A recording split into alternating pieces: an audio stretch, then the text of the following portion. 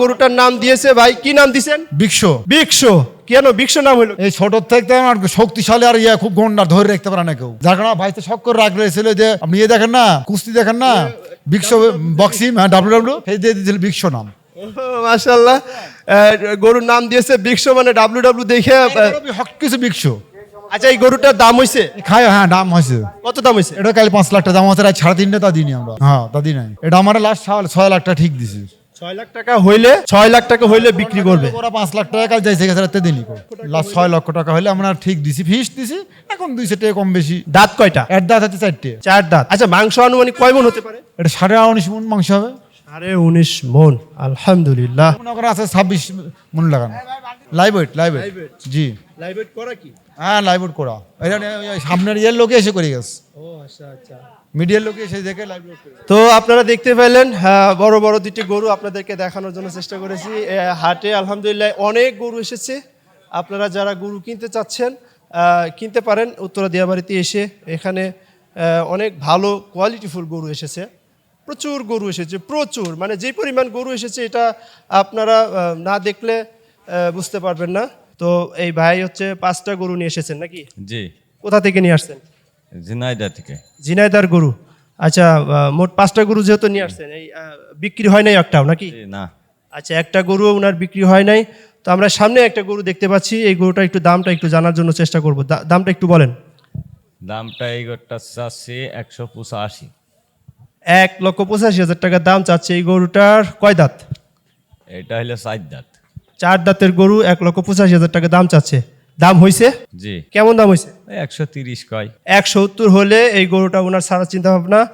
পাশে আমরা আরো একটি গরু আপনাদেরকে দাম জানানোর চেষ্টা করব। এই গরুটা কয় দাঁত, কত দাম চাচ্ছে? আচ্ছা, এই গরুটার দামটা একটু বলেন। ওই গোটার দাম চাচ্ছি 200। এই গরুটার দাম চাচ্ছে 200। দাম হয়েছে? জি না, ওই গোটার দাম এখনো দাম হয় নাই। কত হইলে ছেড়ে দেওয়ার চিন্তা ভাবনা? ওইটা 80 হলি ছাড়া। 1,80,000 হলে এই গরুটা ছেড়ে দিবে। বিশেষ করে যারা সিঙ্গেল কুরবানি করতে চান, এই ধরনের গরু আপনারা উত্তরা দিয়াবাড়ি থেকে কিনতে পারেন। পাশে ছোট সাইজের আরো একটি গরু রয়েছে। এটা কয় দাঁতের গরু? এটা 2 দাঁত। এটা 2 দাঁতের গরু। এটা দাম কত চাচ্ছেন? এটার দাম চাচ্ছে 165। 1,65,000 দাম চাচ্ছে এই গরুটা। দাম হয়েছে? জি হয়েছে। কত হয়েছে? ওই 110। 1,10,000 পর্যন্ত দাম হয়েছে এই গরুটা। আপনারা দেখতে পাচ্ছেন। আমার পাশে আরো একটি গরু, একটু দাম জানার চেষ্টা করব। এই যে এই গরুটা দাম কত বলে? ওইটার দাম চাচ্ছে 165। 165 দাম হয়েছে? জি, ওইটা 110 হয়েছে। 110 দাম হয়েছে। জি, ওইটা 30 হলে ছেড়ে দেওয়ার চিন্তা ভাবনা আছে। 1,30,000 হলে ছেড়ে দিবেন নাকি? আচ্ছা, এই পাশে আমরা সাদা আর একটি গরু দেখতে পাচ্ছি। এই গরুটার দাম একটু আপনাদেরকে জানানোর চেষ্টা করব। এটার দামটা একটু বলেন। ওইটার দাম চাচ্ছে 185। 1,85,000 টাকা দাম চাচ্ছে। গরুটার দাম হয়েছে? জি, ওটাও 110 কই আছে। 110 দাম বলছে। সর্বনিম্ন কত হলে ছেড়ে দেওয়ার চিন্তা ভাবনা? ওইটা 145-40 এমন হলে। 1,45,000 হলে গরুটা ছেড়ে দেওয়ার চিন্তা ভাবনা।